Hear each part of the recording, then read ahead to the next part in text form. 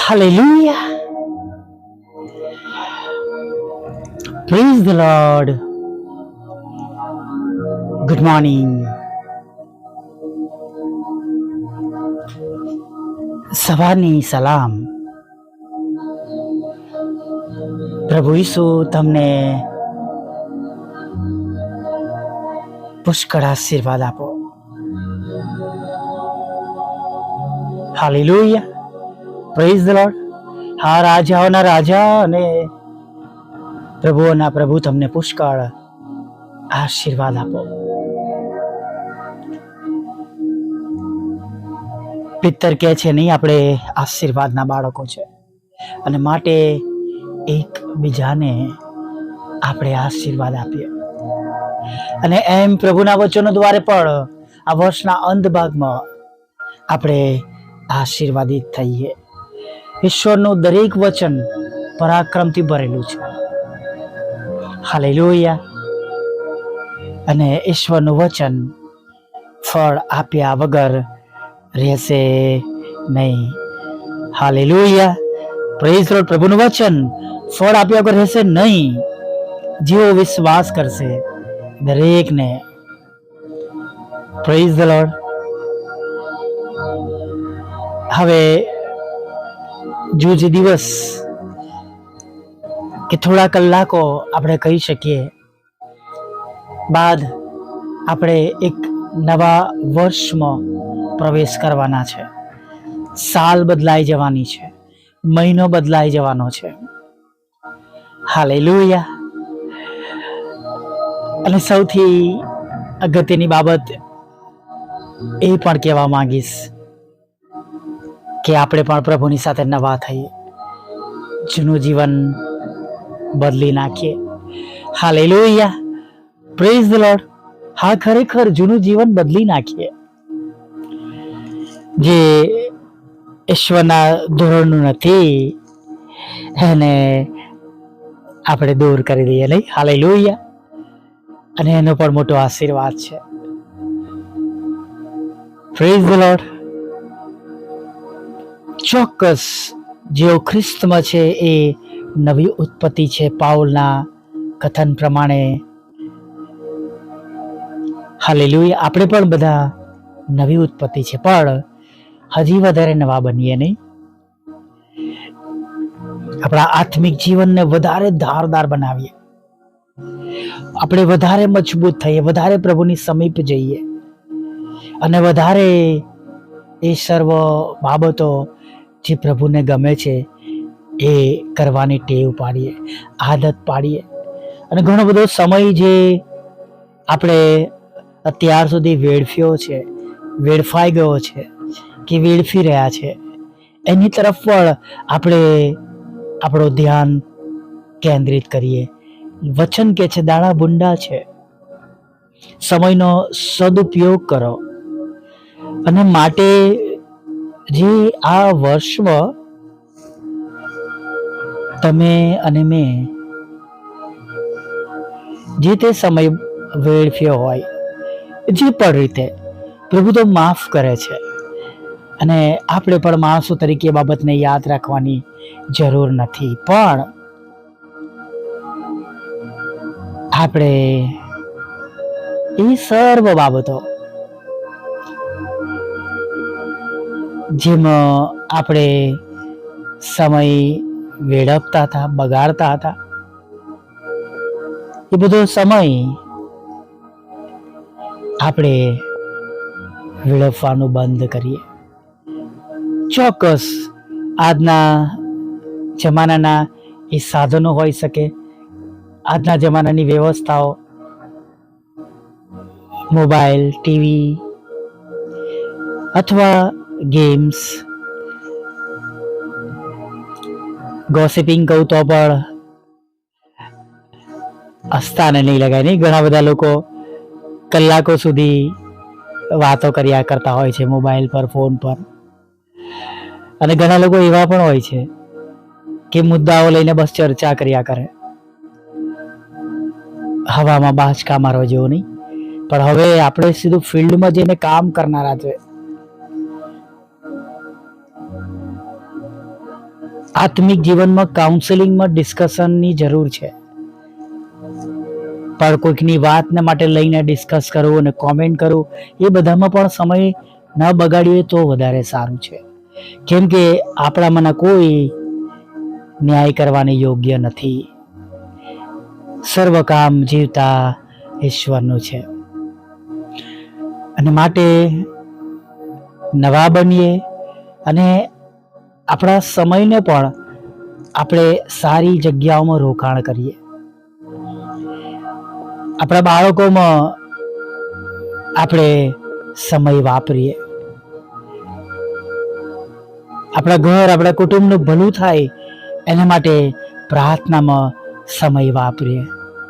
આપણી પરિસ્થિતિઓ બદલાય ચોક્કસ એના માટે પણ પ્રભુની આગળ નમી જઈએ અને એ બાબતોને માટે પણ પ્રાર્થના કરી કે જે આપણા દ્વારા શક્ય નથી, પ્રભુ મદદ કરે અને એ પ્રમાણે બધું બદલાય.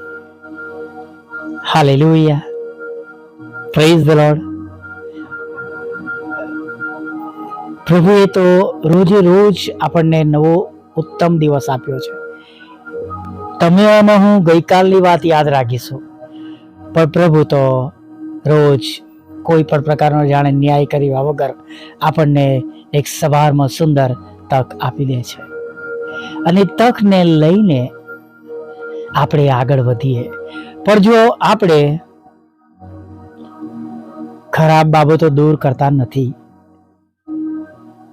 દારૂ પીને ક્વાયરમાં બેસતા હોય, બીડી પીને, સિગરેટ પીને, પિક્ચરો જોઈને, પિક્ચરના ગીતો ગાઈને, પિક્ચરના ગીતો વગાડીને, માફ કરજો પણ એ પણ ઈશ્વરના બાળકો તરીકે શોભતું નથી.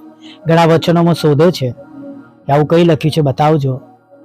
પણ વાલા મિત્ર, જે બાબતો પ્રભુની નથી, જે બાબતોમાં પ્રભુને મહિમા મળતો નથી, એ બાબતો આપણો સમય શા માટે ચોરી લે? યસાયામાં વાંચીએ છીએ નહીં કે જે ખોરાક તૃપ્ત કરતો નથી એવો ખોરાક શું કામ ખાવાનો? એના માટે શા માટે નાણું ખર્ચવાનું? Praise the Lord. કડવી વાતો છે વાલા મિત્રો, રાઈટ? પણ મેં એ બાબતો જોઈ છે, બદલી છે, અને ત્યાર પછી કહું છું. મેં કહ્યું હતું એમ હું પણ તમાકુ ખાતો હતો નહીં, અને ક્વાયરમાં વગાડતો હતો, અને એક સમયમાં પિક્ચરના ગીતો પણ વગાડતો હતો, પણ બધું જ બંધ કરી દીધું. કેમ? મારા પ્રભુના આપેલા તાલંતો હું જગતની કોઈ બાબત માટે ખર્ચીશ નહીં. Praise the lord, hallelujah. નવા વર્ષમાં જવાના છે ત્યારે આજથી પ્રેક્ટિસ કરીએ, આજથી રાહ ના જોઈએ. કેલેન્ડરમાં તારીખ બદલાય ત્યાં સુધી રાહ જોવાની જરૂર નથી. આજે તક છે, હમણાં તક છે, અત્યારે તક છે, રાઈટ નાવ તક છે. અત્યારે જે કંઈ કરી શકતા હોય કરીએ, પછી કે કાલે કે થોડી વાર પછી એ આપણો સ્વભાવ નહીં. હમણાં અત્યારે એ આપણો સ્વભાવ હોવો જોઈએ. હાલેલુયા. અને મિત્રો, એનો આશીર્વાદ ઘણો મોટો છે. Praise the lord, hallelujah. અને દેવના આશીર્વાદોમાં કોઈ ખેદ મિશ્રિત નથી. અને આપણે પ્રભુના વાલા બાળકોના પ્રમાણે આપણે બની જઈશું. અને જેમ આપણું વચન છે, કેમ કે તે પોતાના વહાલા ઉમતા હોય તો પણ તેમને આપે છે નહીં? હાલેલુયા. Praise the lord. પ્રભુની સ્તુતિ થાવ, પ્રભુની સ્તુતિ થાવ, અને પ્રભુની સ્તુતિ થાવ. હાલેલુયા. આવો એક નાની પ્રાર્થના સાથે પ્રભુએ આપેલા આજના સુંદર દિવસમાં, સવારમાં આગળ વધીએ.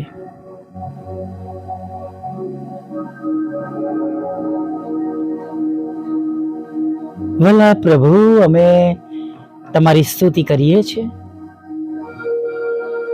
અને અમે તમારો પુષ્કળ આભાર માનીએ છીએ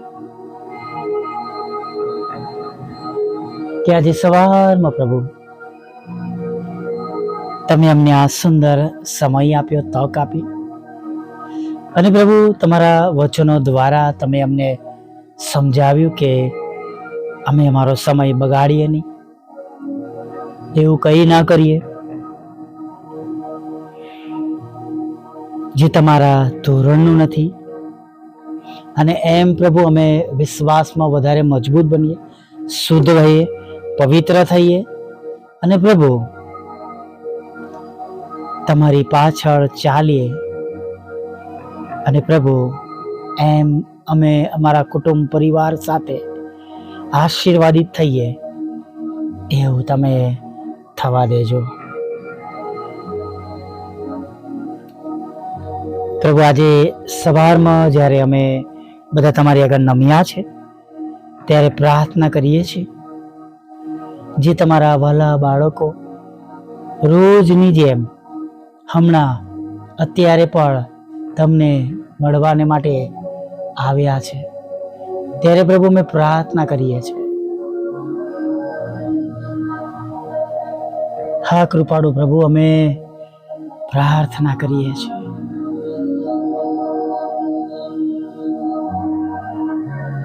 દરેક પર તમારી કૃપા થવા દો, દરેક પર તમારી દયા થવા દો. અને જેમ અને જે રીતે તેઓને તમારી અગત્યતા છે, જેમ અને જે રીતે તેમને તમારી જરૂર છે, પ્રભુ એમ તમે તમારા વહાલા બાળકોને સહાય તથા મદદ કરો. હા પ્રભુ બાપ, તેમની આંખના આંસુઓને લૂછી નાખો. આખું વર્ષ પ્રભુ જે બાબતોને માટે તેઓએ પોતાના ઘૂંટણો તમારી આગળ નમાવ્યા છે, તમને અરજ કરી છે, વિનંતી કરી છે, તમને હાક મારી છે, ત્યારે પ્રભુ આજે અત્યારે એ સર્વ બાબતો તમારા પવિત્ર નામમાં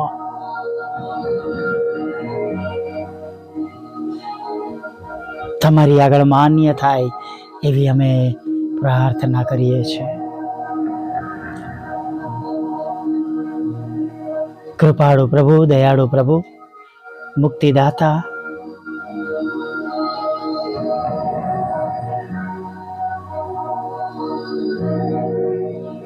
તમારા બાળકો પર કૃપા કરજો.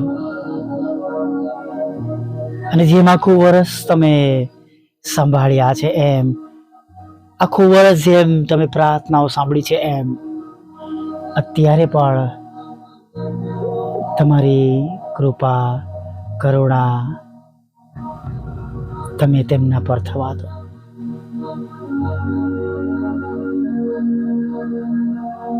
પ્રભુ, અમે પ્રાર્થના કરીએ છીએ તમારા બાળકો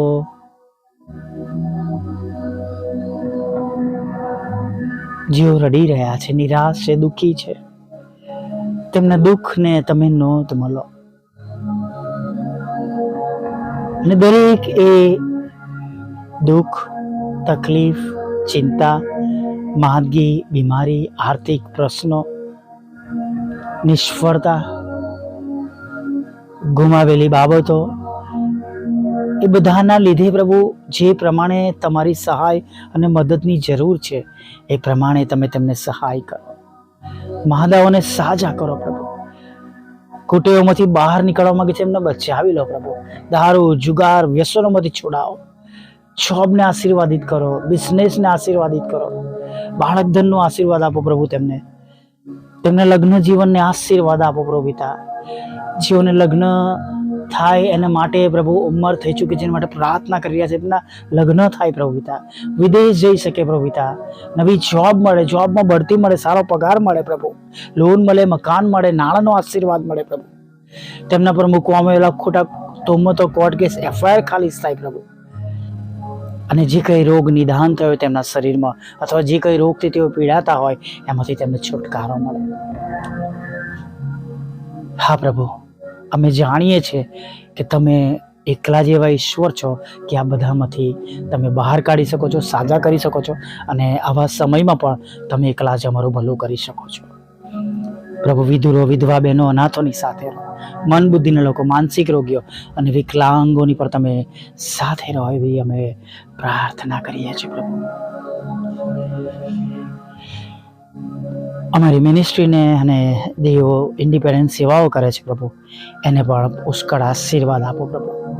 દરેકની સેવા દ્વારા તમે મહિમા પામો પ્રભુ, એવી અમે પ્રાર્થના કરીએ છીએ. પ્રભુ, અમારી પણ જરૂરિયાત પૂરી પાડજો.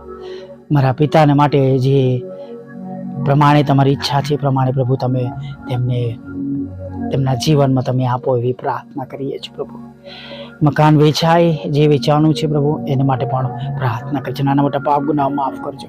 સાંજે આભાર મળતો લેજો માગતા પ્રભુ ઈશ્વરના નામ આટલું સાંભળો, દેવ બાપ માન્ય કરજો. આમીન, આમીન, આમીન.